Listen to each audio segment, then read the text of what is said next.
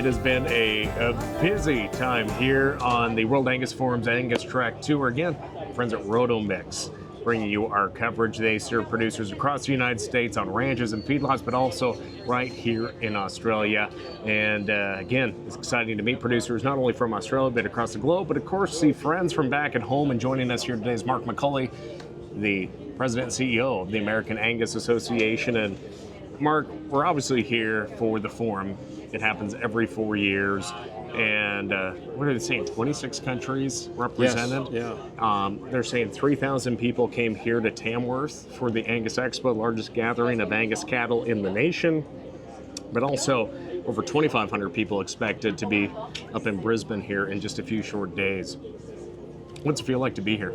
Well, it's fantastic. It's my first trip to Australia. I'd never been to Australia, so just been just a fantastic trip. I think the hospitality of the folks here at Angus Australia, the work that the staff and the breeders have put into hosting. This is no small feat to put on. There's a pre-tour. There's this, obviously, the expo. We continue on with a couple more days of tour into a couple days of forum, and then there's a tour after that.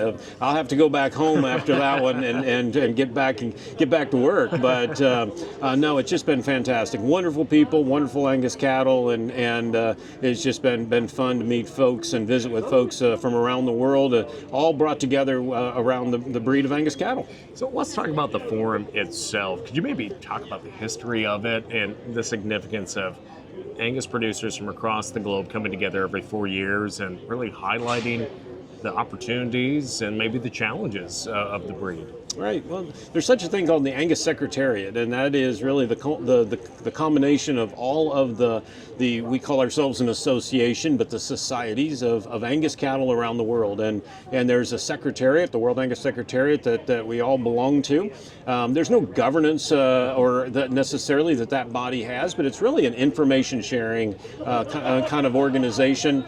We share back and forth on, and of course we have cattle in each other's herd books and things. So it's really we get together every 2 years and do technical meetings, and then every 4 year there's the World Angus Forum, and it moves around from country to country. And here in COVID kind of blew up the schedule here a little bit, but in 2029 we're sure excited. We're actually going to be getting to host the World Angus Forum, and so it's just again a fantastic way for the breed associations of Angus cattle from around the world to come together and again share some ideas and compare notes. So at the forum, you will be one of the keynote presenters. What are some of your comments going to be? What will you share with the global participants of the Angus breed, and maybe what we're doing in the U.S. and just I guess what are those talking points? Yeah, well, I think Angus is and the American Angus Association, our breeders, obviously viewed as leaders in the world, and so there's always an interest in what's going on in the States. What are we thinking about in terms of our genetic advancement, and so I'll spend some time talking a little bit about just the growth of the Angus breed, the demand for registered Angus cattle across the United States, talk about the diversity in our breed, the diversity in our market today. We'll also, one of the areas is we'll spend some time talking about the World Angus evaluation. That was something we rolled out about 1.5 years ago through our subsidiary company, Angus Genetics Incorporated, where we do a combined genetic evaluation for the U.S., Canada, and Australia.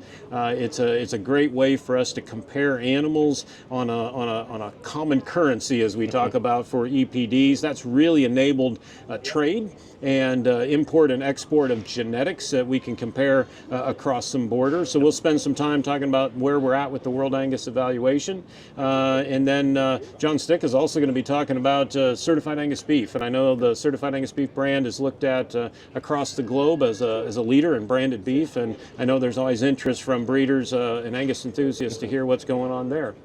Well, it has been interesting talking with producers, especially from the European Union, from the UK, and here in Australia.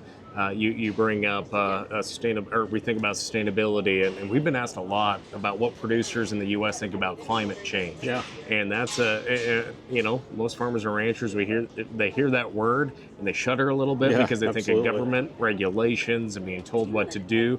But it does bring up right now on social media, Mark. There's a lot of talk about methane or methane, as they say in the UK or Australia. But centered around some research that is going on the methane front through the Bezos Earth Fund. A lot of questions about it, a lot of uncertainty, a little bit of frustration, and maybe a little bit of anger, we could say, out there with producers. But from the association's perspective, can you walk us through what these research dollars are, how it's going to be spent, who gets to use this information, and ultimately, why did the Angus Association seek this, and how does it help with the future of the Angus breed from your perspective? Yeah, it is a big topic, and we know it's also a controversial one and a sensitive one, and we know there's obviously lots of different opinions and beliefs around having even a discussion that involves climate change and what is if there is climate change, what's the cause and what's the role of beef cattle, and so we know this is a sensitive topic and one that we need to have more conversation around. And I can tell you what we're doing today and what you're referring to in terms of some discussion on social media is a research project that we were asked to be a part of through our subsidiary AGI to be a part of a global research study that included Australia and New Zealand, UK, and Ireland, and they came to AGI and asked if AGI would help collect phenotypes or some measurements around methane emissions to the project is about discovering the differences and seeing what differences there are. Methane, and while it's a pretty politically charged word, right? It's simply energy loss, right? And so it's a measure of efficiency. And they wanted a partner, and they came to AGI to be that partner to go out and work with our members that want to participate and help collect some of that methane emissions data that would ultimately be pooled together into this a bigger research project, again, with those other countries, to see if what is the genetic influence, and can we find genetic differences in cattle, and then can that be turned into a selection tool, some sort of an index or an EPD that could help breeders breed more efficient cattle, right? Where the Bezos Earth Fund comes into it is the grant was through, essentially in part, the Bezos Earth Fund, and they wanted to work with a U.S. nonprofit company, and they wanted to work through, the researchers asked if we would have that money come through our Angus Foundation. And so we agreed to do that, and then the Angus Foundation is simply doling those dollars back out. It's about $4.5 million to fund this collection of these phenotypes.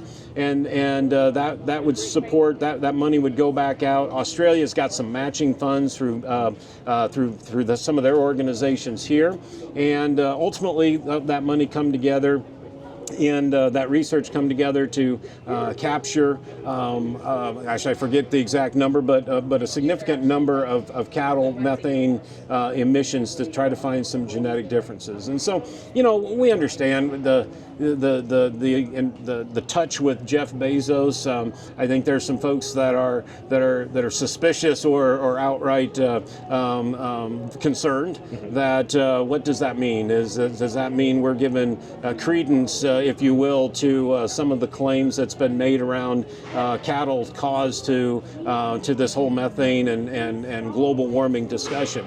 What I believe and what our board believes, in fact, it's maybe the other way around. This is a way for us to be involved with the research, to have the data. This research was going to get done, whether we chose to be involved with it or other breed associations or other genetic companies were going to be involved with it.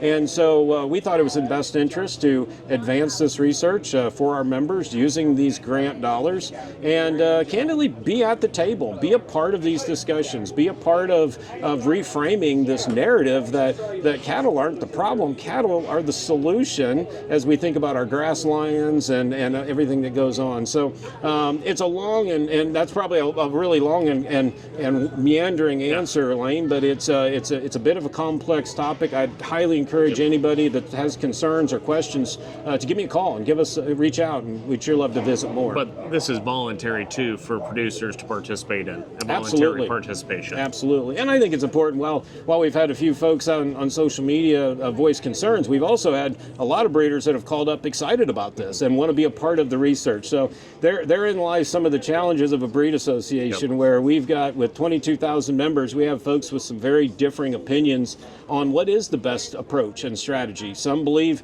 you just don't even acknowledge it and you totally don't engage in any way. Others believing this is absolutely a way to engage and be proactive and reshaping the discussion. And we're seeing that as feedback coming from our members.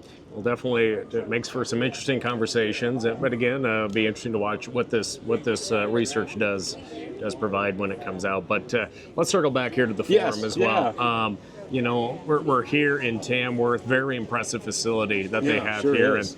And when you walk all these pens filled with cattle that have been on display, there's a lot of American genetics on display here as well. I mean, Jim Sitz and I were talking, almost everyone in the U.S. was surprised that the frame of these cattle is bigger than we all assumed that they would be too, but that's what we get for assuming things. But, Mark, again, it's all about relationships and continuing to be innovative and look towards the best opportunities to make improvements to the Angus herd.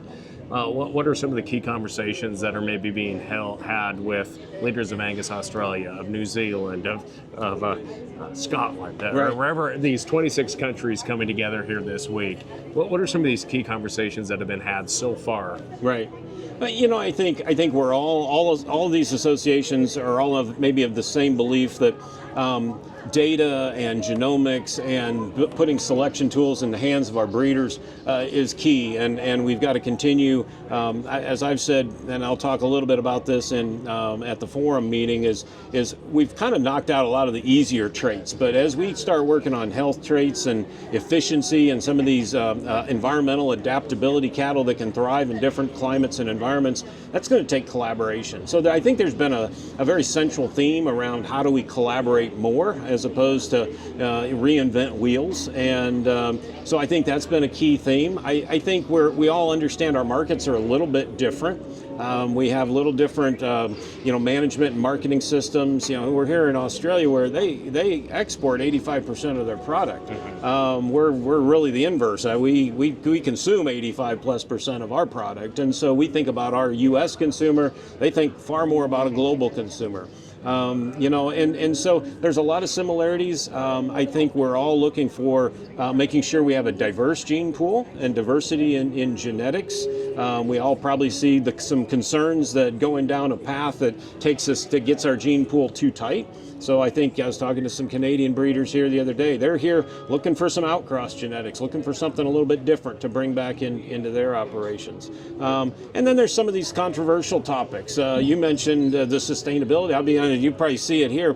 They're very much talking about, they're embracing the discussion. I think, candidly, being honest, probably more so than we would in the States. I was part of a panel the other day talking about gene editing, and that's something that we're all probably scratching our head on a little bit of where's that going to play out and how's that impact our members and us as breed associations and societies. So it's interesting. We have some common things that we're trying to strategize on, and then we definitely have some differences in our climates and our markets. Yep. Well, again, Mark, busy day here as we continue all the activities part of the World Angus Forum. But what's the last message you have for producers back home in the United States, whether they're seed stock or commercial producers, just about the American Angus Association? Well, I hope we continue to make sure that we've got pretty incredible market share right now. We've got some really good times as a beef industry, but we're not resting on our laurels, and we're going to continue to. I know our breeders are committed of how do we continue to get better, how do we continue to breed cattle that fit environments better, that make even better mother cows, that even produce a more efficient, faster gaining, higher quality end product. So not being complacent, and I think being a part of something like this kind of maybe fires you up even a little bit more, that we can't be complacent, because there's folks around the world breeding some really good Angus cattle, and you know, they'd like to take a little market share away from U.S. And so we come back home fired up that we're going to keep charging and making more problem-free, value-added genetics for our commercial cattle industry. Well, Mark, thanks for joining us in 2029. World Angus Forum heading to the United States. I'll have a few more gray hairs by then, but I may not have hair at all. So. But again, that will be heading to the U.S. here and in 2029. So maybe start making plans. Again, dates, location still need to be set, but for producers back there in the U.S. or North America, consider making your way to the U.S. for that World Forum, whether you're seed stock or commercial. A lot of educational opportunities and networking taking place. So Mark McCully, thanks for joining us here today. Always a pleasure. Thank you, sir. Again, friends, thanks for joining us. Make a big shout out to our friends at Rotomix, designed for feeding performance, for helping you bring all of our conversations from the World Angus Forum here down under.